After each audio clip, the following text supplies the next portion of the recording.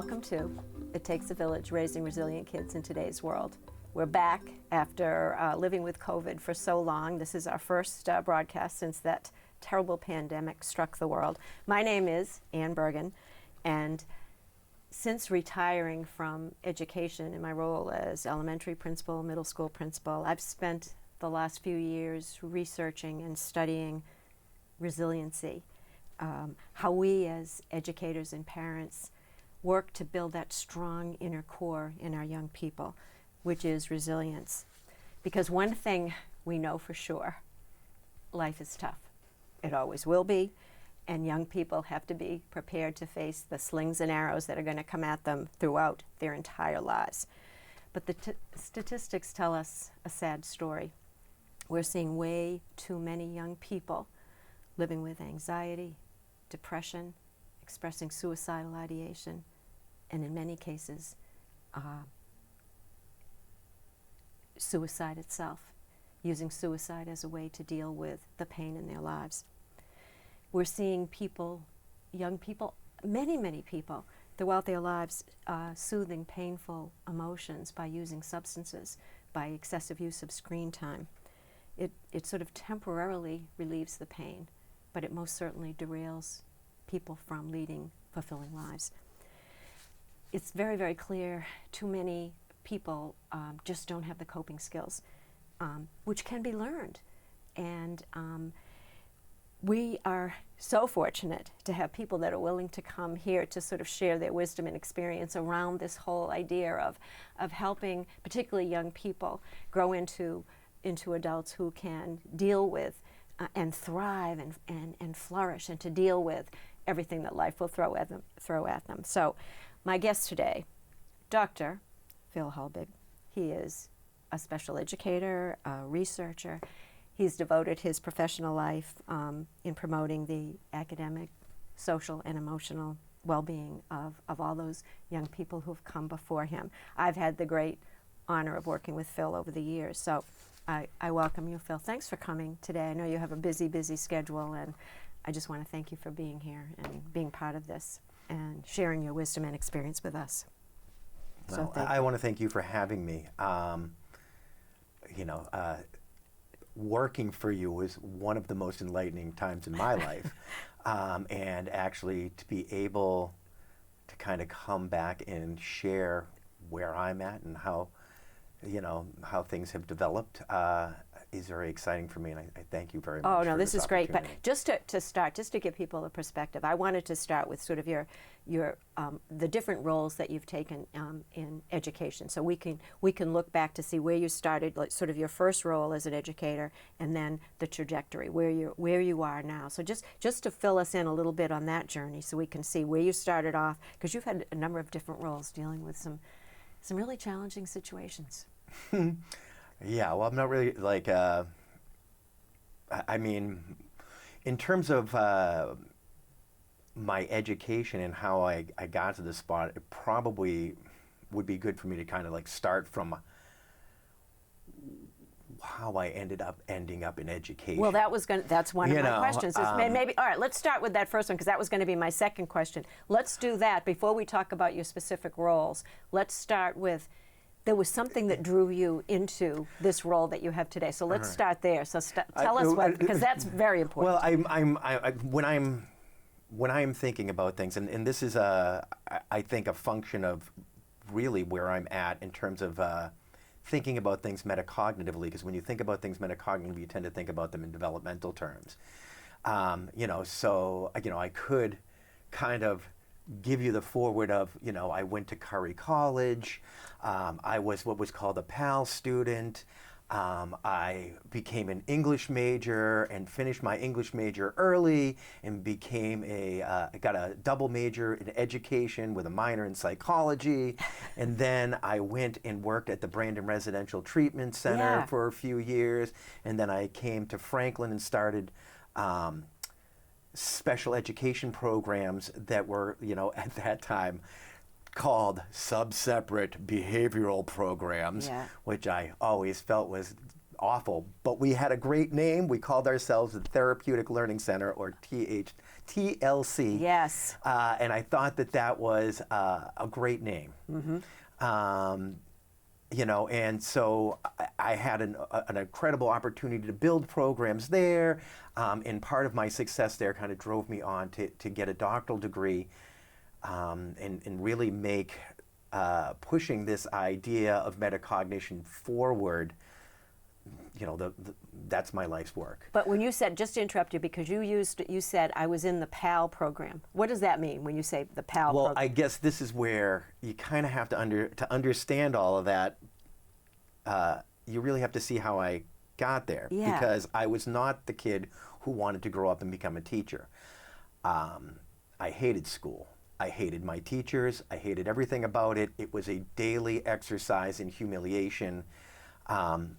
I was dyslexic. Okay, actually, as time went by, it became pretty clear that it was more than just dyslexia. I have a high energy level and really low attention. So I kind of got a double diagnosis as time went on of ADHD and dyslexia, or what they like to call comorbid learning disabilities. And you know, when I talk about this, I always like to kind of kid around and go, do you know what people who have comorbid dyslexia and ADHD do after high school? Time. Yeah. Okay. Phil. And so sadly, that is the reality. And I was definitely on that track, skipping classes. I mean, it was, I had gotten to a certain point, and this was one of the things that was kind of central to part of my research in my dissertation that I didn't really get a chance to really push down too deeply on, but it is something for me moving forward. I think that is going to be very powerful, is this idea of how I kind of learned how to not care anymore. Yeah. That it wasn't so much my dyslexia or my ADHD that was causing the real problem. It is that I had failed so many times that I kind of trained myself not to care about it anymore. And so there was nothing that could happen to me in school that could prevent me from doing the things that I was going to do, because I just didn't care. You're going to give me a detention? Okay, I don't care. You're going to give me more detentions? You know, I mean, like when I was in 8th grade, I actually had the most office detentions out of anybody in the school. The teacher who was in charge, I won't say his name, but he used to read off how many detentions everybody had. You know, it's like, Mr. Hulbig, you have 72 detentions. You're number one. So for a brief period of time at KP North Junior High, I had the most office detentions out of anybody, primarily because I was kind of ADD and dyslexic. I had lost my English book. I didn't know where it was. Punishment. Detention. The teacher wanted to give me a detention, and they had this policy that if you skip a teacher detention, you get 2 office detentions. Well, I really didn't like. I refused to stay. I refused to stay with this one. Okay, so very quickly, you know, like, and then it turned into this really weird never world. Which, if you have students who have kind of problems, you as a parent, you see this stuff happen in school regulations all the time, where you're sitting around going, well, wait a second. She gives him a detention. He goes to office detention. He misses her detention. He's served 1, but he gets 2. And that's actually, you know, so within a couple of weeks, I had generated a ton of office detentions. And then to add insult to injury, when I finally brought in the money to give her so that I could at least stop getting detentions from her, she handed me back a book with my name in it. Okay, I had lost the book by leaving it in her classroom, and she had never looked to see if my book was there. That's awful. You know, so I didn't hit the high score of detentions that year. Okay, because after that point, I you know, like other people surpassed me, but you know, but it was like experiences like that, okay, and I share that one because I feel like that really just shows how, like, numb emotionally I was. I didn't care. That's office detention. I'm be hanging out with my friends. I actually got a lot of self-esteem around that because, whoa, you got 70. What It gave you like, a badge of right? honor. I had a thing I could brag about at the lunch table. Okay, you know, and it was another kind of profound thing that really anything can become a source of self-esteem. But think about this, Phil, not to interrupt you, but just to think about the suffering that you went through, how many young people who are living with these special learning challenges, how sometimes they're made to feel. And the reason I'm interrupting is because Jim, Derrick, and I were doing an interview with a man maybe in his 50s who had been in prison, substance abuse. He was in recovery, and we were talking to him about being in recovery. What made him cry in that course of that interview?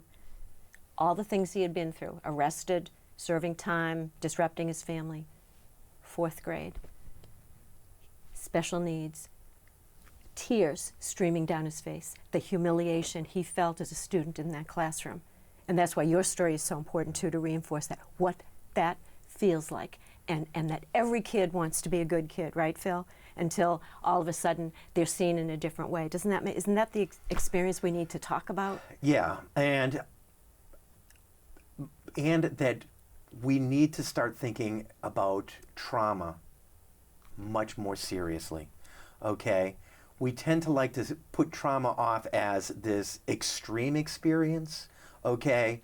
And I would like to start getting people to think about that there is a daily level of trauma that people go through, okay, that is almost more insidious. I know, I would fail every, like one of the most traumatic experiences from the 4th grade in my experience was the spelling test. My mom was very, very strict in terms of, we're going to study, we're going to do the flashcards. We would spend hours on end doing the flashcards, and she would not really stop unless I got 100% on all those cards. So it was a long emotional experience of, crying, fighting, whatever. And then the worst part would be is I would go in the next day after this horrible experience of studying, okay, where I would get 100, with my mom, and I could finally go to bed. Then going into class the next day and still failing that test. Wow. Or actually, I can't say, sometimes, like I would be getting like 70s, 60s or failure. Certainly not even close to the A, I don't want to say that all of that studying didn't matter, okay? But one of the things that I say to my PAL students all the time is that there are some types of studying that will work for you, and then there are some types of studying that won't. And we don't often present students with a full menu of all the different types of studying that can be done, and like giving this idea that what is the type of studying that's going to work best for you, and really getting people to do that metacognitive work. But that failure is a small trauma, and it happens over and kind of over again. And so how do you deal with that trauma? Well, I just developed an attitude where I don't care, okay? And it got to a point where, in my freshman 8th grade sort of years, I had gotten to a point of extreme non-caring. I really wasn't coming to school. I wasn't doing any work. I didn't care. Okay, and the weird thing that happened to me, which was sort of a twist of fate that changed my life and put me on this direction, was that I got a tutor. And he worked at this program at a college that was the only college that offered anything to people with learning disabilities in the entire world at that time. And it was Curry College's Program for the Advancement of Learning, and that's the PAL program. Yeah. Okay, and so he was also tutoring on the side, and he started tutoring me, and he introduced me to this concept of metacognition, which is, the way it was introduced to me then was, because I was like, what do you think is wrong with you? And I was pretty, I'm stupid. Yeah. Obviously, I'm in a classroom, okay. In the classroom that I was in, there were kids with Down syndrome, autism, schizophrenia, back in the day. So they had kind of lumped in with that. Everybody was, and this is, and not for nothing, like when I start talking about like my success, when I actually began running my own programs and why I was successful, okay, is in all honesty, I had many, many more years of experience working in these kind of classrooms than other people did. Of course you did. Okay, because I had been there, okay, and, and I had seen a lot of the little shtick things, whenever, like especially in high school, like I had been brutalized through Orton Gillingham, okay, and, that didn't work for you. Well, it did. I It learned did. I learned how to spell phonetically correctly. It's important for people to realize that if you spell phonetically correctly, it does not necessarily mean that you are spelling correctly. Correctly, right. Okay, so That's true. so I was really good, and Ned, my tutor, like used to make jokes out of this all the time. It's like going, yeah, that's spelled correctly, but it's not really the correct spelling, you know. And you know, but you know, so in one case, you know, like that is empowering, you know, because before that point, I do all that Orton Gillingham and still fail, and it'll be like, well, what is the point of me learning this? Right. It's an exercise in kind of Futility. humiliation. Oh, and humiliation, right. And, you know, and so when I would get in high school or whatnot, and they were going to do it, the first thing that I would do is I would scare the autistic kid next to me, causing some sort of altercation in the classroom, or we would, you know, like Because clearly you didn't belong there. we would do horrifying things. And there are aspects of that time in my life that when I look back on, I am not proud of. It hurts me. Yeah. Okay, to think that I did that. Yeah. Okay, it hurts me to think that other people did that to me. Okay, because that would, like, I can remember, like, people would do, you know, like, because I have a very high conceptual IQ. Okay, I think deeply. And sometimes I say things and people go, oh, you're so smart. Hey, smarty, spell any. And I go, any. E-N-E-Y, any. Okay, and then everybody would laugh at me because immediately, whatever intellectual point that I was making, okay, I could be immediately chopped down, okay, just by anybody who knew my spelling weakness. And anybody who knows that spelling has nothing to do with how, you know. Right, but in middle school, and again, and you're not learning, you know, and so I became, you know, so I ended up having this tutor who said, no, you're not stupid, you're not retarded, okay? That, you know, and I don't mean to use. I understand, but that was I the want to word. use that word, okay, because I want people to understand that that was the word that we used, and we tried to use. There is a movement in talking about the language, which I completely agree with, okay, in terms of, you know, like there's no, like calling somebody a hurtful name like that hurts, but there is also a history there. I mean, a lot of people don't realize that even the term moron comes from the diagnostic category on an intelligence test. That's right. Back in the old days, you could have scored moron, but over the years they said, woo, calling somebody a moron, that hurts. Let's update it to something that's more descriptive and, you know, and doesn't have that negative connotation. Let's use the word retarded. That means slow learning, okay? But what they didn't realize is that, you know, kids in the classroom, we're going to take that word, okay, and we're going to spin it the way, if you're not telling us what it means, okay, then what it means to us That's right. is that, you know, and then, you know, because for me, the word that really went up my spine was special. Yeah. Because that was the word that we wanted to get rid of. But that that's word, a very good and we wanted to point. bring up special, and so like I used to, you know, I like, and I don't really have too much of a problem with the word special, except when a person uses it with a certain tone and a certain intonation that reminds me that they're not. Are they calling me special because I'm special, or is special the word that they're using in the place of the word retarded or idiot?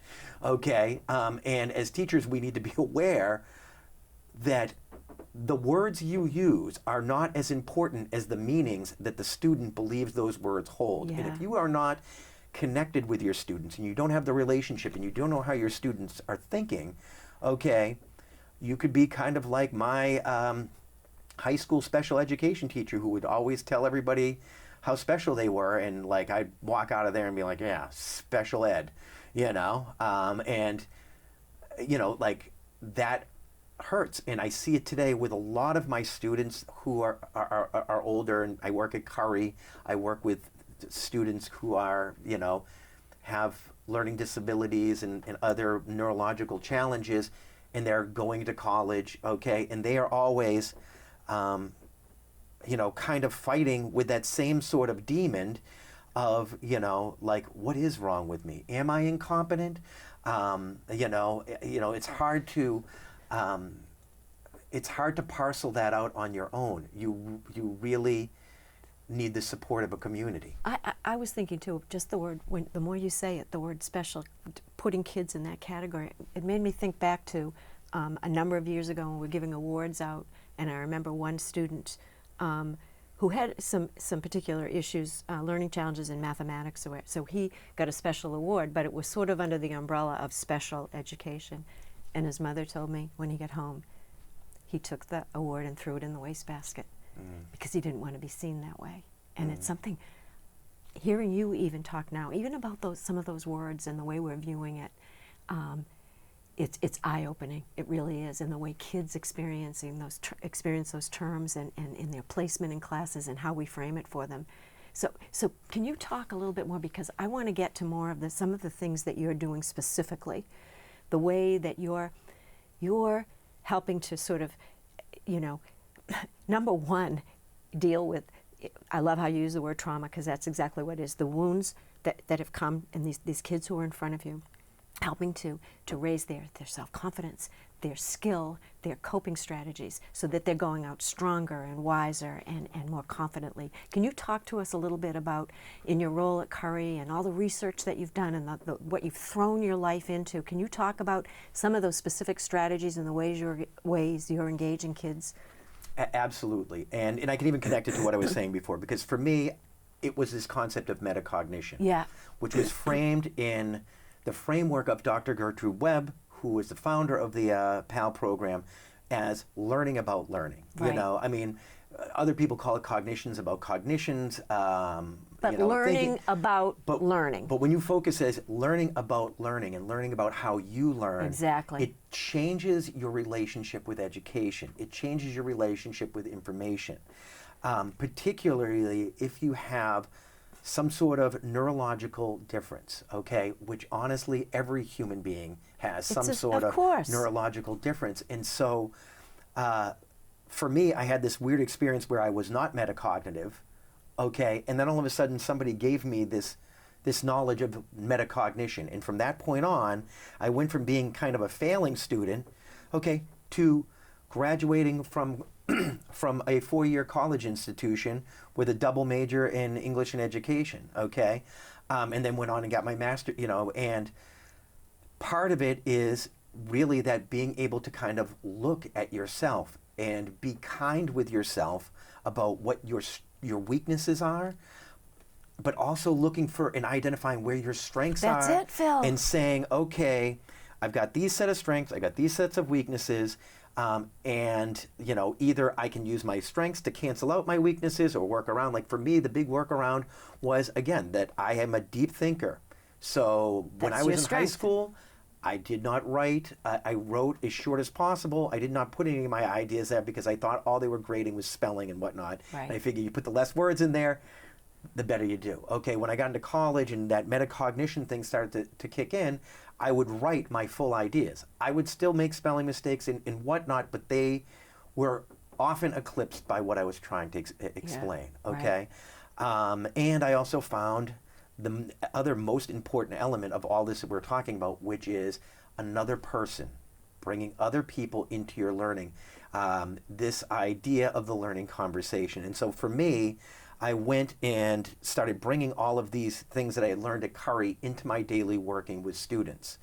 And I luckily landed in a job where I was working with what were often described as the most difficult kinds of kids. And I was having tremendous success with them, primarily because I was trying to get them to focus on that metacognitive element. How do you learn?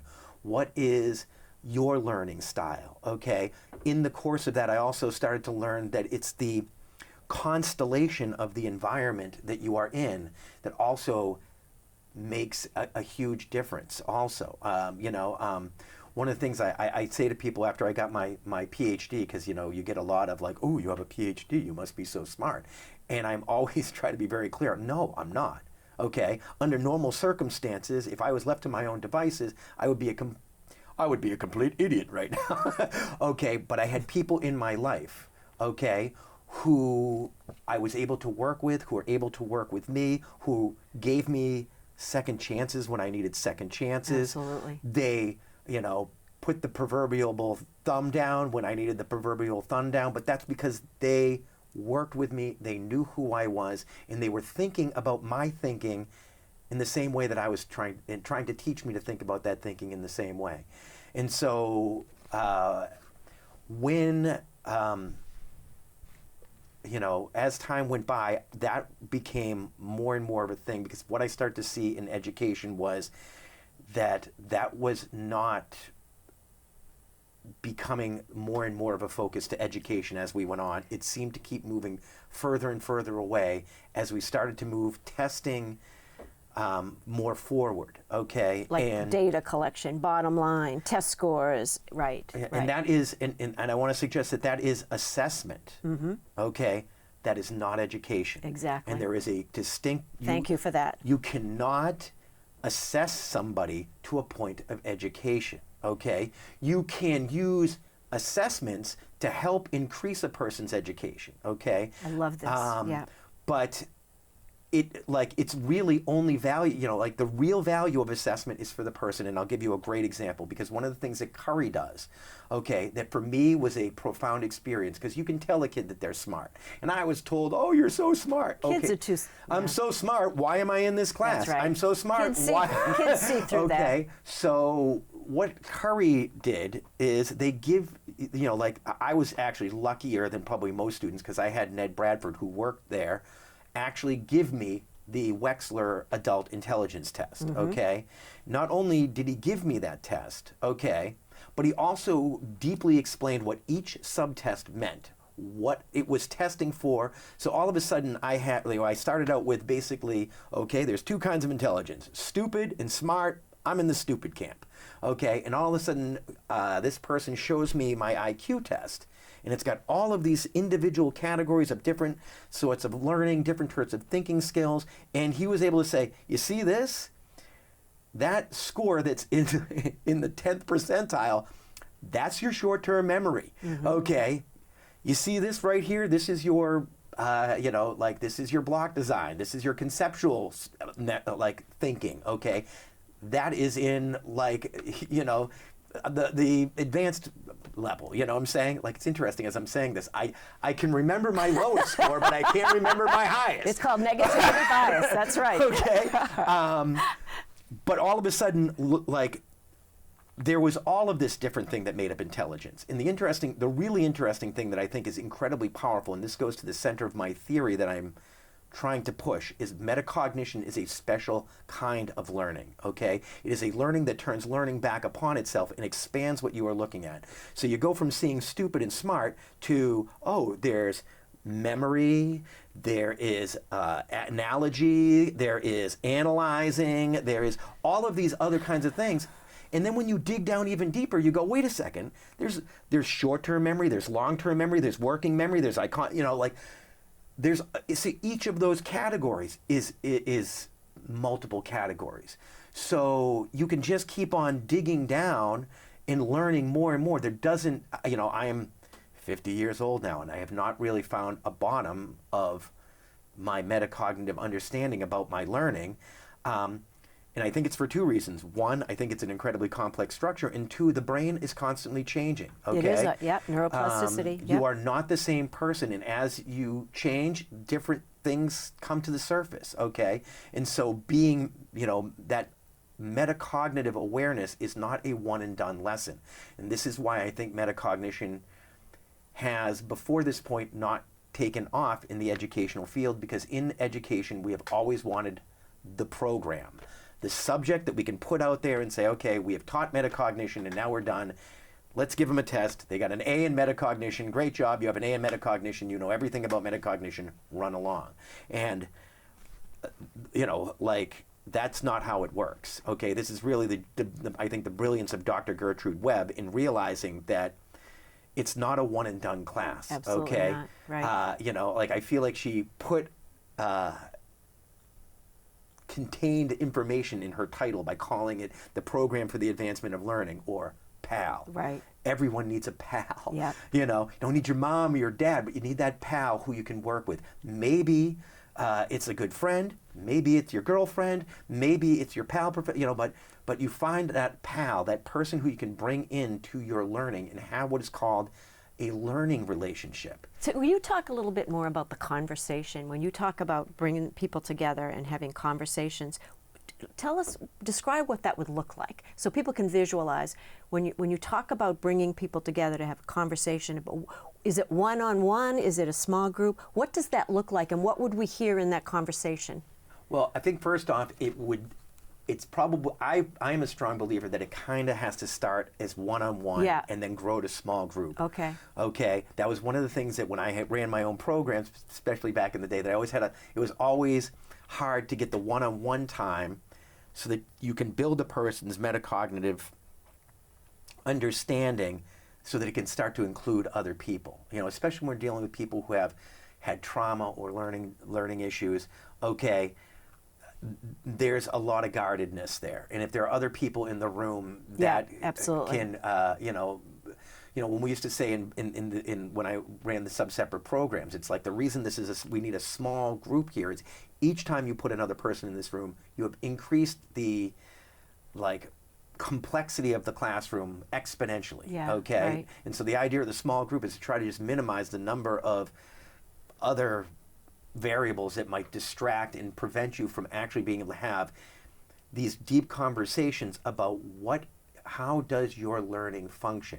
What do you think about your learning? And it looks, in my feeling, it looks a lot like the scientific method. Yeah. Okay, I believe deeply that metacognition is kind of like the scientific method that you apply to yourself. So it's not so much objective scientific method, it's subjective. You might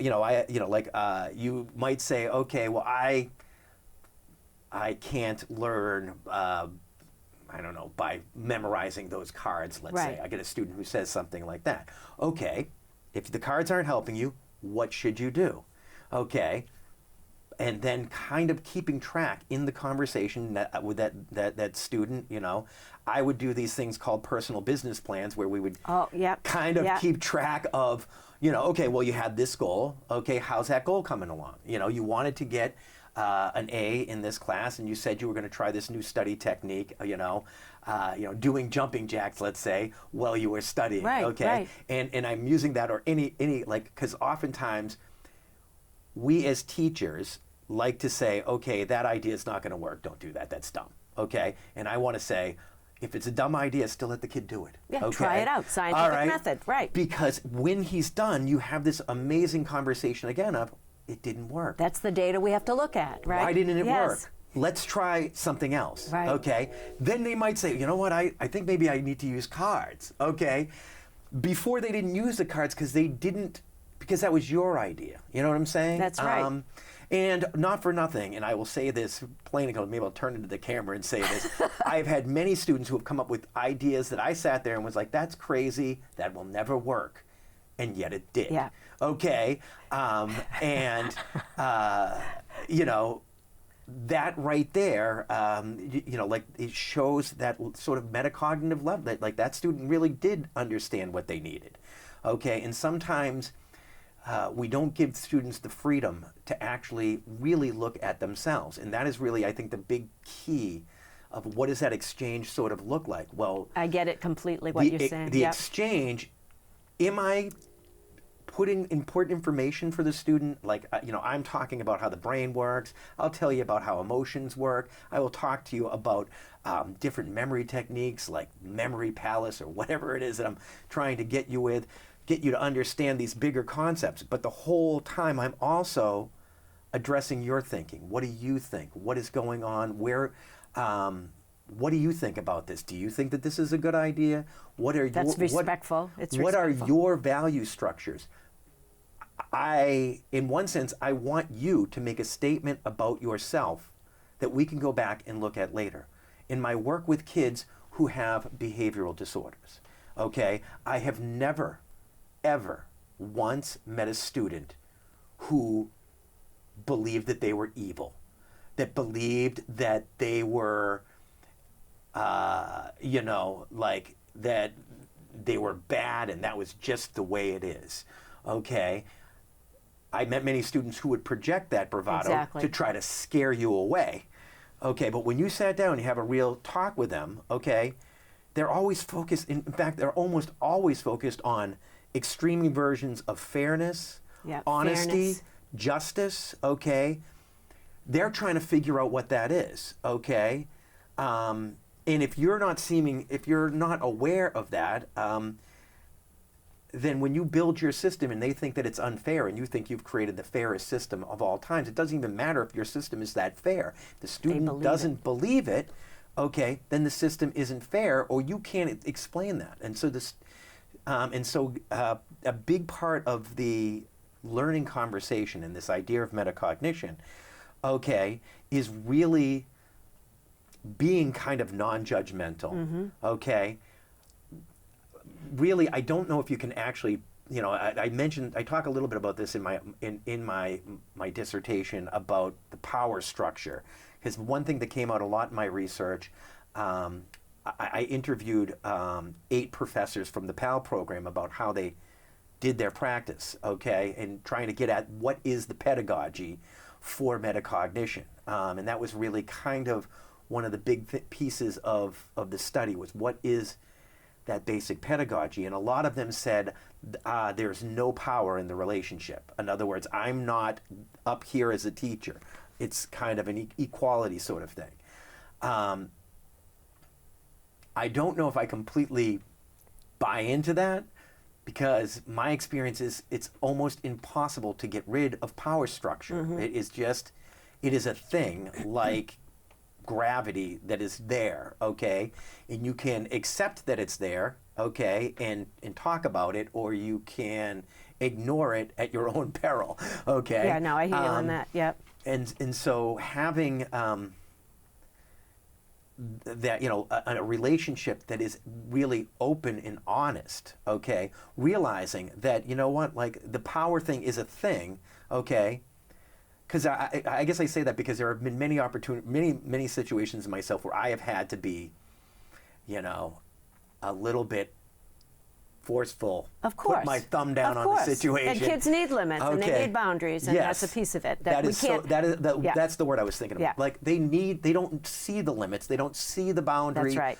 You need to put it in there. Right, we and point protect it out them when to we do that, because it gives, right. But at the same token, it's not.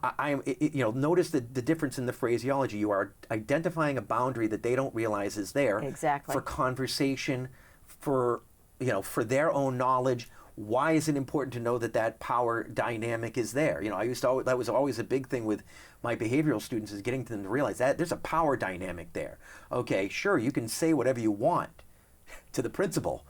Okay, but I'm telling you, Dr. Bergen isn't going to take that, and that would be like a big realization that, controlling that helps me control the situation. Absolutely. And and then they can start that process of thinking about themselves, because when you're talking about learning, okay, you're talking about actions that go on inside the mind that no one else can see. Yeah. And if we can't get students to be honest about what is going on in their mind, okay, and we can't get teachers to be honest about the fact that they have experience, they have knowledge, they have wisdom, but they're not seeing what's really going on inside that student's mind. So don't make, watch your assumption level. When you see that face of indifference and you assume that they just don't care, and it's so far from the truth, isn't it? But an interesting thing I wanted to share from this program in interviewing hundreds of young people, and I always ask them the question, what can we do in education to make things better for you? And you know what they invariably say? They say, hire people who care about us. That matters more than anything else. And that conveying that by having that profound respect as you sit and listen to them, to kids, and to tell us how you learn. What's going to make better for you?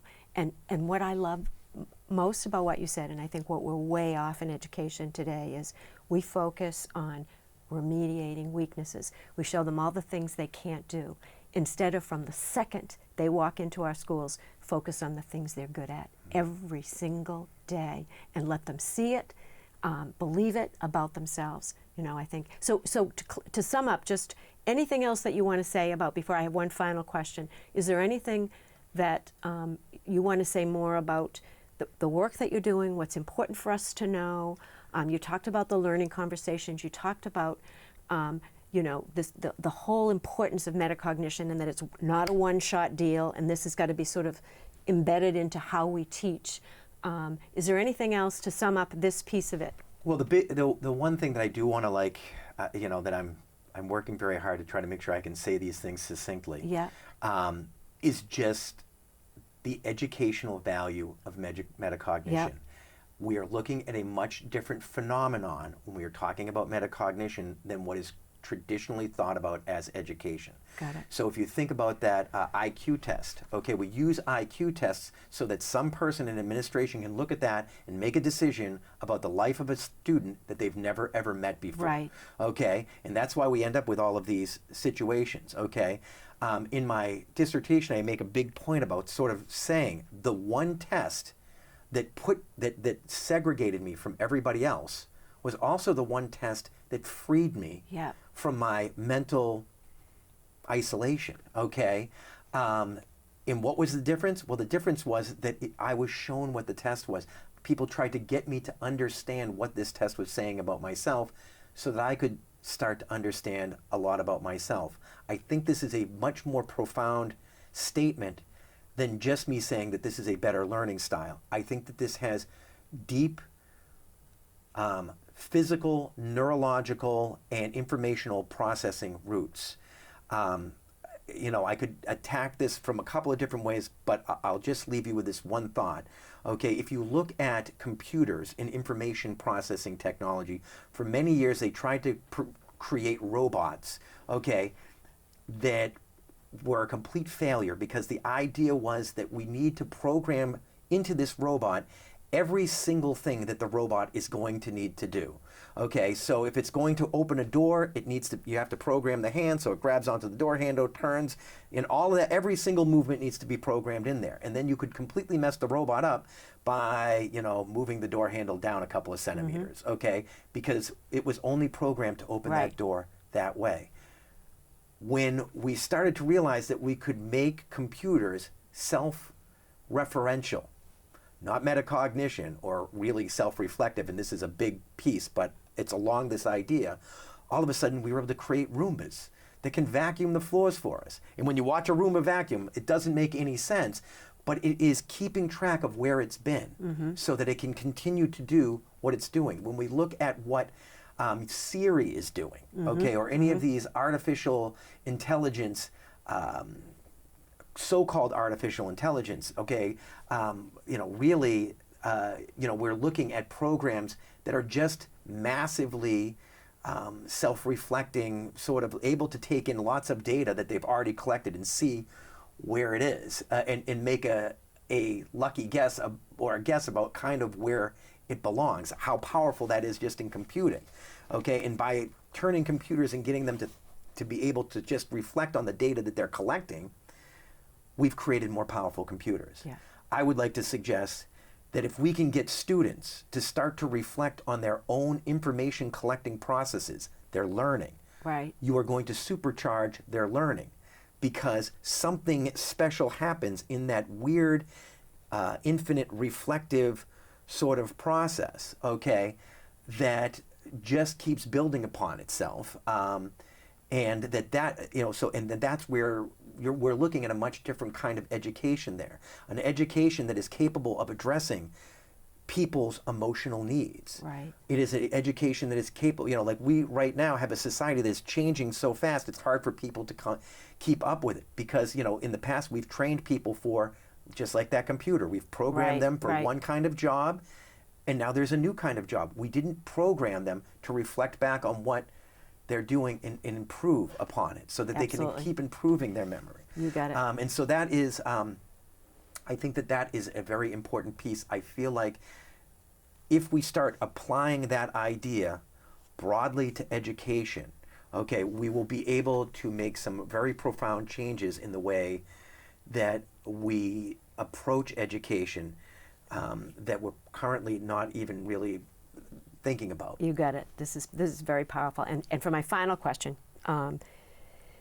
you're also a parent, and when you think about all that you've learned from your experience and being a student, being a kid, and then growing up and taking on the parent role, all that you've learned, how has that impacted your parenting? How do you help your own kids sort of deal with all that life, we talk about resilience and managing life and going out there with confidence. Can you tell us a little bit about that in the final couple minutes that we have left? Well, I believe it's that learning conversation piece. Yeah. So sort of knowing your own kids, yeah. That I can be a person that can have discussions with my kids about what their dreams are, what they want to achieve, how they're going to achieve it, and that I can be that person that they're able to have that conversation with. So that has been a thing that I focus on with my kids. So powerful, Phil. One of the things that happens when you start doing that is your own issues kind of come out. My kids, I think, are probably more aware of my learning disability than just about anybody else. Sure. Because they're seeing it and we're talking about it. Okay. And you're open about it. And so my thinking about my thinking and kind of showing them how I'm thinking about my thinking helps them think about their thinking, and helps, and really to go to the resilient thing, helps them become more resilient. I had mentioned to you kind of earlier that I had my oldest son works as a contractor, ended up having a terrible injury with a table saw and lost a couple of fingers. And this was fairly recently, And this has been fairly recently. Yeah.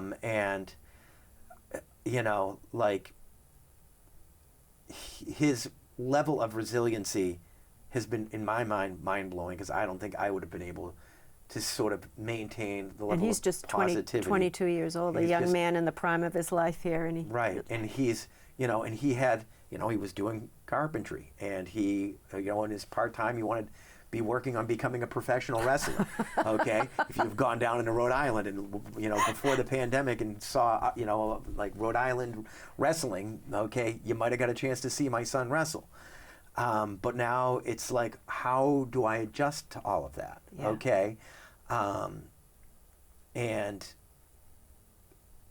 that right there is a hard question. I don't think he has the answer. But I know that we're having that conversation. And I have confidence in his ability to think his way through it, or if he's if he needs help, to go get the help that he needs. And really, this is kind of the when we talk about resilience, we sometimes talk about resiliency as if it is, again, like a quality that you have been imbued with, and some people are just more resilient than others. But when you look at what makes a person more resilient, you often find there's another person there, a pal. That's it. And that's it, Phil. And that having that connection, and being able, it's the exchange of information that allows you to see things more deeply. Absolutely. I don't know if you'll indulge me on one last metaphor. Sure. We like your metaphors. Go ahead. Because it's like a rainbow.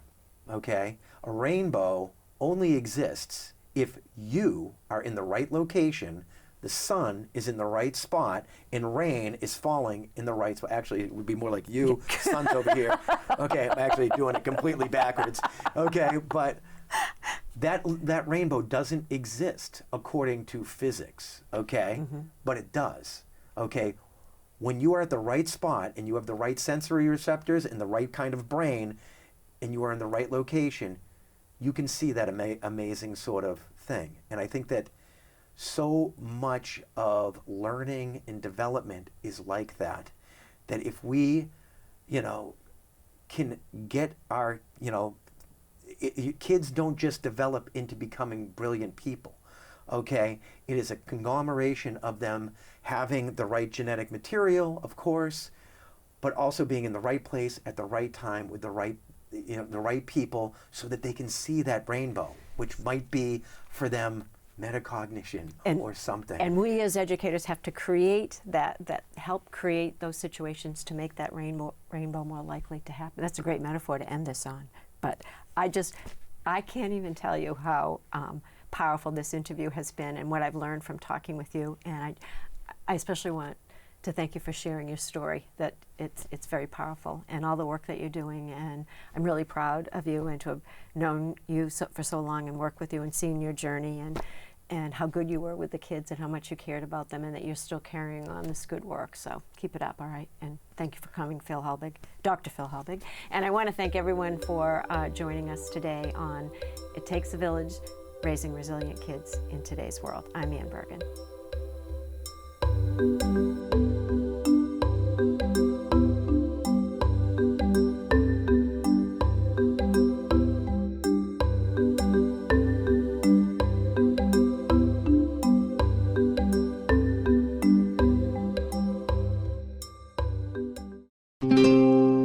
This program was made possible by your Franklin friends and neighbors, good folks just like you. Thanks for supporting Franklin TV. And thanks for watching.